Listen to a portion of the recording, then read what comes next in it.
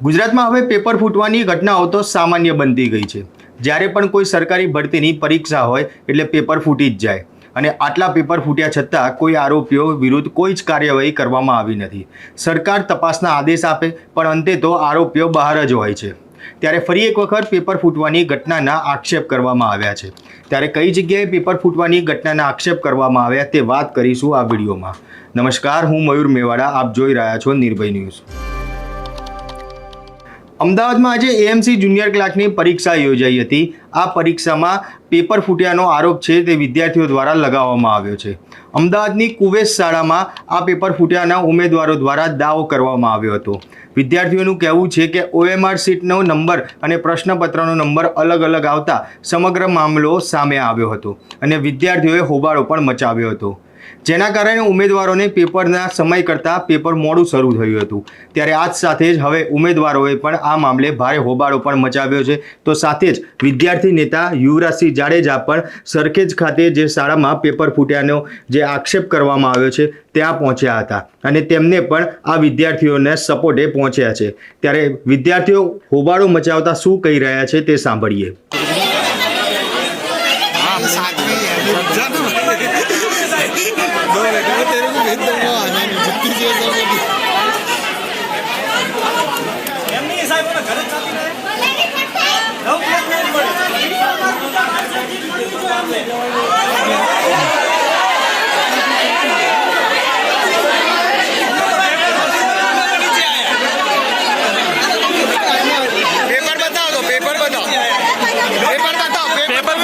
Paper खोलो ने बताओ ने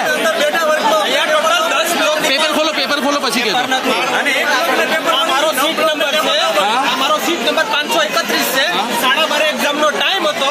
આ લોકો અમને 1 વાગ્યાની આજુબાજુ એમાં સીટ આપી અડધી કલાક લેટ આવી છે એવા બાના કરતા હતા કે નંબરમાં મિસ્ટેક થઈ છે। અમને ઓએમઆર કહેવામાં આવી 831 નંબરની, મારા સીટ નંબર 531 છે જ્યારે મને સીટ નંબર 831 નંબરની આપવામાં આવી। હવે રિઝલ્ટ તો આના ઉપરથી સ્કેન થઈને આવવાનું છે, તો મારી ઓએમઆર હતી જ નહીં, તો મેં એક્ઝામ સેવાની આપી। આ લોકો ચાલુ થઈ ગયા ટોટલ 10 બ્લોકમાંથી એક બ્લોક વાળાએ જ પેપર ઓપન કર્યું છે, બાકી 9 બ્લોક વાળાએ કોઈ પેપર ઓપન કર્યું જ નથી કે કોઈ વિદ્યાર્થી પેપર લીકાઈ નથી કર્યું છે। જેવા ખામી છે એ અમદાવાદ મ્યુનિસિપલ કોર્પોરેશનની છે, અમારા નામની ઓએમઆર સીટ જ ગાયબ છે। 52 અને અહીંયા તમે જોઈ શકો છો કે 27 12 23 52 એટલે કે 300 ની સિરીઝ અહીંયા 652 છે, તો અહીંયા 352 છે।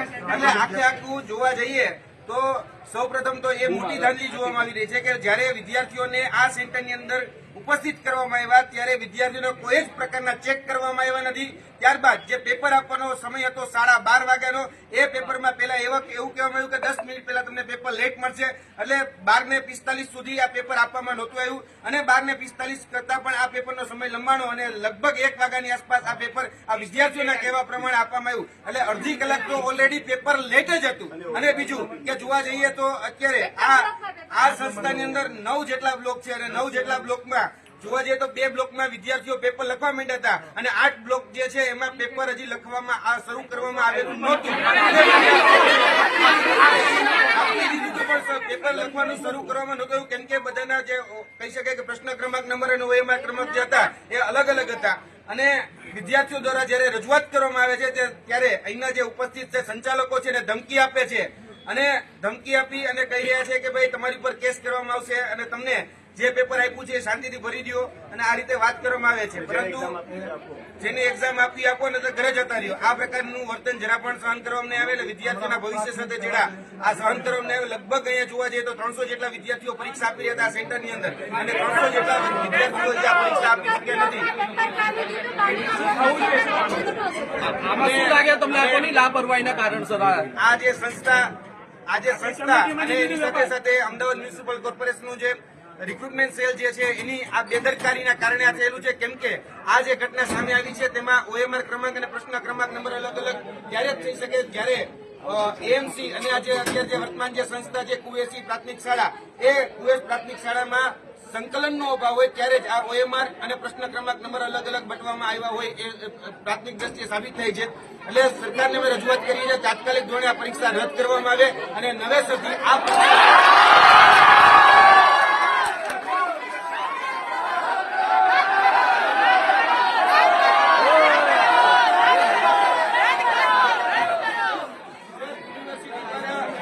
આ પરીક્ષા લેવામાં આવી છે. લગભગ જોવા જઈએ તો અમદાવાદ અને ગાંધીનગરમાં આ પરીક્ષાનું આયોજન થયું અને લગભગ 3 લાખ જેટલા ઉમેદવારોએ આ પરીક્ષા આપવા માટે તૈયારી બતાવી હતી.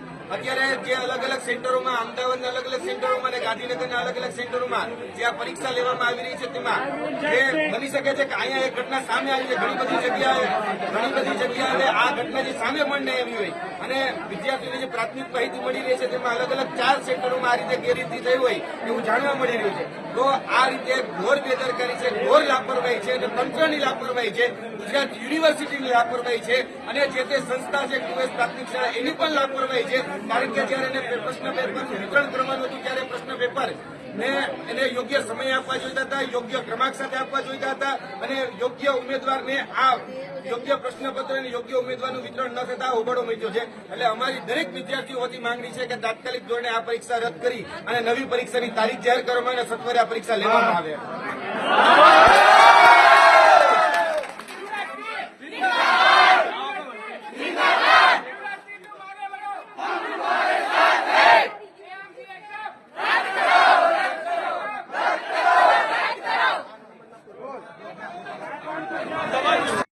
બાવન અને અહીંયા તમે જોઈ શકો છો કે 27/12/23/52 એટલે કે 300 ની સિરીઝ અહીંયા 652 છે તો અહીંયા 352 છે.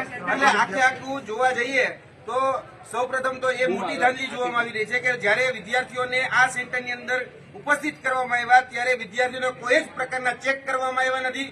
ત્યારબાદ જે પેપર આપવાનો સમય હતો 12:30 વાગ્યાનો, એ પેપરમાં પહેલા એવું કહેવામાં આવ્યું કે 10 મિનિટ પહેલા તમને પેપર લેટ મળશે. એટલે 12:45 સુધી આ પેપર આપવામાં નહોતું આવ્યું અને 12:45 કરતા પણ આ પેપરનો સમય લંબાણો અને લગભગ 1 વાગ્યાની આસપાસ આ પેપર આ વિદ્યાર્થીઓના કહેવા પ્રમાણે આપવામાં આવ્યું. એટલે અડધી કલાક તો ઓલરેડી પેપર લેટ જ હતું. અને બીજું કે જોવા જઈએ તો અત્યારે આ એક અધિકારી આવ્યા છે, એ અધિકારી નું કહેવાનું એવું છે કે ભાઈ તમને સમજાવવામાં આવ્યા હતા જે તે સમયે કે ભાઈ આ રીતનું મિસમેનેજમેન્ટ થયું છે તો અમને મેનેજ કરવા માટેનો થોડોક સમય આપો. પરંતુ પછી આપણે બધા જાણીએ છીએ કે ભાઈ અલગ અલગ આખી સિરીઝ જતી રહી હતી કે 300 ની સિરીઝ હોય તો 600 ની સિરીઝ વાળા પાસે પેપર હોય, 600 ની સિરીઝ વાળા પાસે 900 ની સિરીઝનું પેપર હોય, એ રીતે થયું હતું. એટલે ગુજરાત યુનિવર્સિટીના જે પ્રતિનિધિત્વ આવ્યા છે એ અત્યારે ગુજરાત યુનિવર્સિટીમાં સંપર્ક કરે છે અને ત્યાંથી જે કોલ આવે એ પ્રમાણે આપણે આનું ડિસિઝન આવશે કે ભાઈ પરીક્ષા કન્ટિન્યુ રહેશે કે શું રહેશે. આપણી ડિમાન્ડ એ છે કે ભાઈ પરીક્ષા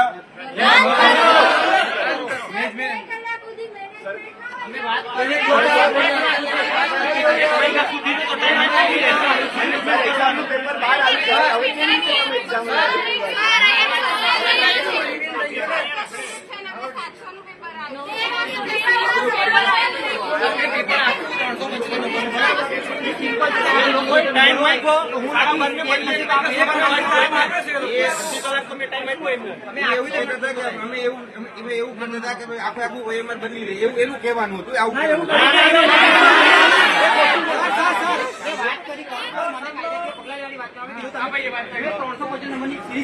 તમે બીજા સિરીઝમાં આપો કે તમારી પાસે કાયદેસર પગલાં લેવામાં આવશે કે તમે એક્ઝામ આપવી જ પડે તમારે.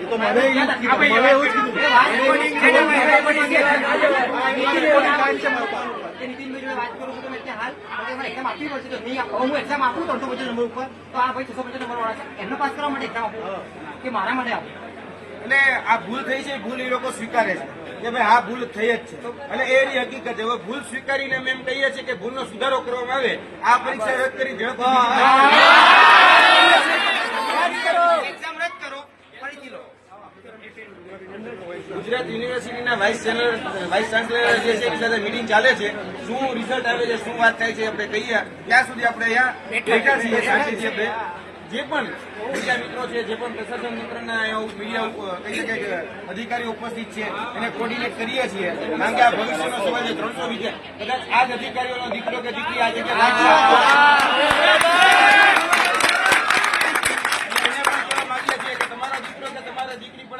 પરીક્ષા આપતા હશે. એટલે મહેરબાની કરીને આમાં જે સાચું થાય, જે સત્ય થાય, જે વાસ્તવિકતા છે, જે હકીકત છે સામે આવે એના માટેના પ્રયત્નો કરજો. કોઈ વસ્તુ ઢાંકવા માટેના મહેરબાની કરીને અંદર પ્રયત્ન ન થવા જોઈએ. સ્ટાફ ભાગી ગયો છે.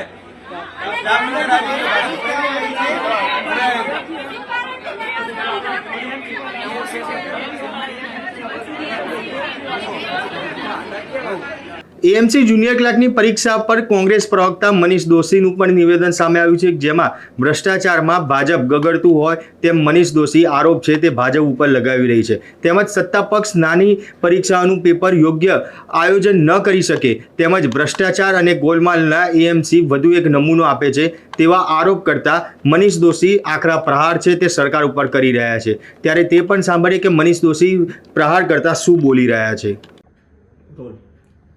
અમદાવાદ મ્યુનિસિપલ કોર્પોરેશનની સહાયક જુનિયર આસિસ્ટન્ટની 718 જગ્યા માટે 1,11,000 જેટલા અરજી કરતા પણ ગોટાળા અને ગોલમાલમાં ગળાડૂબ ભાજપાના શાસકોએ સરકારી વિવિધ વિભાગોની ભરતીમાં ભ્રષ્ટાચારને શિષ્ટાચાર બનાવ્યો અને આજે પણ 718 જગ્યા માટેમાં પણ જ્યારે પરીક્ષાર્થીઓ પહોંચે છે ત્યારે એમની OMR સીટ બદલાઈ જાય છે, અફરાતફરી મચી જાય છે અને અનેક લોકોને પરીક્ષાથી વંચિત રહેવું પડે તેવી સ્થિતિનું નિર્માણ થાય છે. આ માટે જવાબદાર કોણ? સ્માર્ટ સિટીના દાવા કરતી કરોડો રૂપિયાના કોન્ટ્રાક્ટના નામે ભ્રષ્ટાચાર કરતા ભાજપાના શાસકો નાની સરકારી ભરતી માટે પણ જો વ્યવસ્થા ન કરી શકતા હોય તો 1 કરોડની જનસંખ્યાવાળા શહેરને કઈ રીતે વ્યવસ્થા કરતા છે મોટો પ્રશ્ન છે. સરકારી નોકરીઓમાં મોટા પાયે ગેરરીતિ, ગોલમાલ અને ભ્રષ્ટાચાર કરી પેપર ફોડવા એ ભાજપાએ જન્મસિદ્ધ અધિકાર બનાવીને ગુજરાતના યુવાનોના ભવિષ્ય સાથે ચેડા કરે છે. તેવા સંજોગોમાં અમદાવાદ મ્યુનિસિપલ કોર્પોરેશન વધુ એક એમનો નમૂનો છે.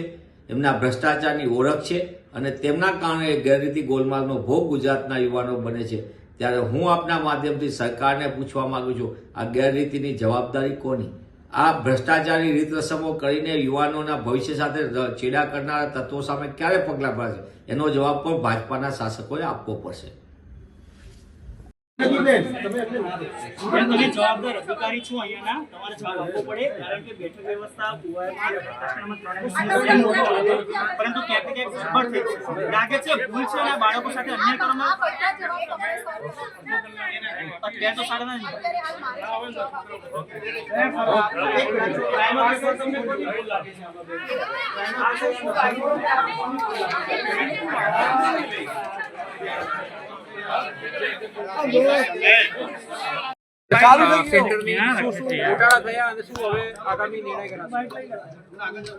સરે એવું કીધું છે કે ઉપરની મીટિંગ અત્યારે હાલ ચાલુ છે, 2-5 મિનિટમાં એ લોકો ડિસિઝન લેશે અને તમને બધાને જાણ કરશે એવું મને સરે કીધું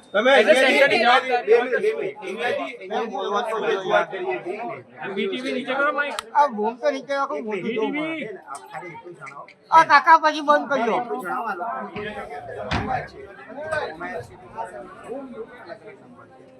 નુકસાન છે. 5 કયા પ્રકારની લોન જે રજૂઆત થઈ છે ને એ પ્રમાણે જે કેમ કે અમે પહેલા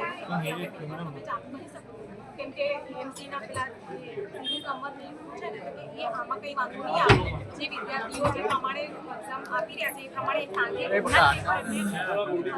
કે એમના પેપર છે કંઈ ઘટાડો છે નહીં.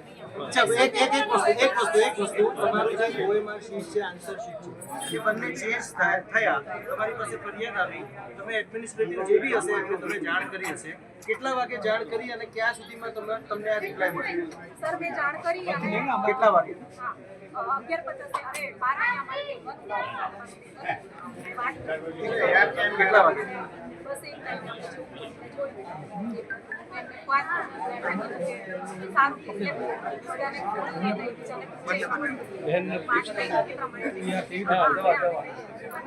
પણ આન્સર શીટ અને OMR શીટ ચેન્જ હોય તો વિદ્યાર્થીઓને જે એ કન્ફ્યુઝન લોકો જે OMR ની સીટ આપશે ને એના ઉપર જે અલગ બોક્સ આવે છે તો એમને એ વખતે જાણ નહોતી કરવામાં આવી પરીક્ષાર્થીઓને કે એએમસી જુનિયર ક્લાર્કના પેપર ફૂટ્યાનો આક્ષેપ સાથેની જે ઘટના સામે આવી તેની સાથે યુનિવર્સિટીના એક્ઝામિનેશન છે તે ઘટનાસ્થળ ઉપર પહોંચ્યા હતા. તેમના OSD છે તેમનું કહેવું છે કે જે OMR સીટ આવે તે અન્ય પરીક્ષા કેન્દ્ર સાથે બદલાઈ ગઈ હતી. ત્યાં આગળ વિદ્યાર્થીઓએ પરીક્ષા આપી છે, કોઈ હોબાળો નથી કર્યો, પરંતુ આ જે પરીક્ષા કેન્દ્ર છે સરખેજ ખાતે ત્યાં અમુક જે એવા તત્વો છે કે જેમના દ્વારા ખોટી રીતે હોબાળો કરવામાં આવી રહ્યો છે. પરીક્ષા રદ કરવાની વાત છે તે કરવામાં આવી રહી છે. તેના ઉપર પણ OSD દ્વારા સ્પષ્ટ કહી દેવામાં આવ્યું છે કે પરીક્ષા રદ કરવામાં નહીં આવે, આ પરીક્ષા છે જે માન્ય રાખવામાં આવશે. ત્યારે હવે જે પેપર ફૂટ્યાની ઘટનાના આક્ષેપ કરવામાં આવી રહ્યા છે તેના તપાસમાં અંતે શું સામે આવે છે તે તો હવે જોવાનું જ રહેશે. પરંતુ જે પ્રમાણે એક બાદ એક જે સરકારી ભરતીમાં છબરડા સામે આવતા હોય છે, તેના પેપર છે તે પેપર લીક થયા અને બનાવો સામે આવતા હોય છે, ત્યારે તેને જ લઈને આપનું શું કહેવું છે તે કોમેન્ટ બોક્સમાં જરૂરથી જણાવજો. તો સાથે જ અમારી નિર્ભય ન્યૂઝ ચેનલને લાઇક, શેર અને સબસ્ક્રાઇબ કરવાનું ભૂલશો નહીં. આભાર.